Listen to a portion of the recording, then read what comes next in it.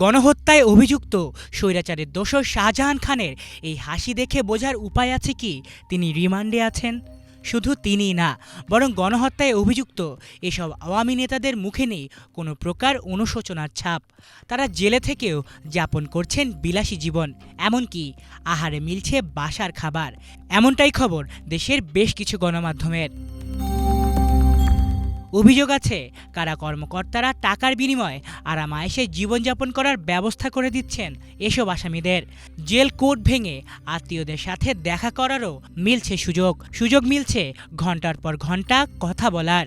এমনকি হোয়াটসঅ্যাপে ছবি আদান প্রদানও করছে দিব্যি জেলে বসেই। তথ্যমতে সাবেক মন্ত্রী আনিসুল হক, শাহজাহান খান এবং পতিত প্রধানমন্ত্রী শেখ হাসিনার উপদেষ্টা সালমান এফ রহমানের বাসা থেকে রান্না করা খাবার নির্বিঘ্নে কারাগারে ঢুকেছে জেলারের সহযোগিতায়।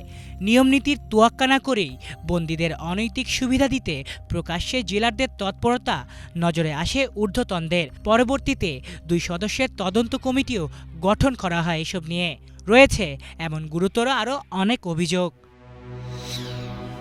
গণমাধ্যমে প্রকাশিত এসব তথ্য বলছে 5 আগস্ট রাজনৈতিক পট পরিবর্তনের পর আওয়ামী লীগের যেসব নেতাকে গ্রেফতার করা হয়েছে, মোটা অঙ্কের টাকার বিনিময়ে তাদের তুলনামূলক ভালো ওয়ার্ড সূর্যমুখী, বনফুল, শাপলায় জামাই আদরে রাখা হয়েছে। এমনকি গণমাধ্যমগুলো জানায় জেলে বসেও কামানো অবৈধ টাকা ঠিকই ব্যবহার করতে পারছেন এসব নেতারা। নেতাদের টাকা তুলতে হয় ব্যাংক থেকে। এক্ষেত্রে বাইরে থেকে লোক মারফত চেক সই করিয়ে নেয়ার বিনিময়ে চলছে রীতিমতো বাণিজ্য। বলা চলে জেলে বসেই অফিস করছেন তারা। ওখানে আমার সোর্স আছে, যে সোর্সগুলো আছে, সোর্স ডেফিনেটলি আমাকে তথ্য দিয়েছে এবং আমি আমার মতো করে যাচাই করেছি। যাচাই করার পরে দেখলাম যে এগুলো সত্যতা আছে এবং কারা সবচেয়ে বড় বিষয় হলো এটা তো খুবই গভীরভাবে মনিটরিং করা হচ্ছে। আমরা যতটুকু জানি একদম কারা অধিদপ্তর থেকে শুরু করে বিভাগীয় কার্যালয় সব জায়গা থেকে মনিটরিং হচ্ছে।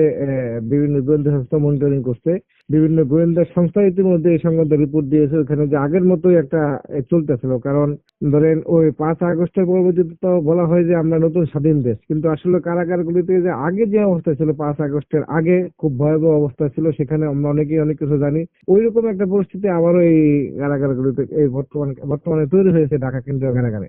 তো এটা ধরেন যে 1 মাস আগে তদন্ত কমিটি হয়েছে, কিন্তু ওই তদন্ত কমিটিকে বলছে 5 দিনের মধ্যে তদন্ত প্রতিবেদন জমা দেওয়ার জন্য, 5 কার্যদিবসের মধ্যে, কিন্তু 1 মাস শেষ হয়ে গেছে, এখন তদন্ত কার্যক্রম শুরু করে না। তাহলে দেখেন কতটুকু গাফিলতি। তবে গণমাধ্যমের কাছে বিষয়টি অস্বীকার করেছেন ডিআইজি প্রিজনস জাহাঙ্গীর কবির। পাশাপাশি ওঠা এসব অভিযোগেরও সুষ্ঠু তদন্তের অঙ্গীকার ব্যক্ত করেছেন তিনি।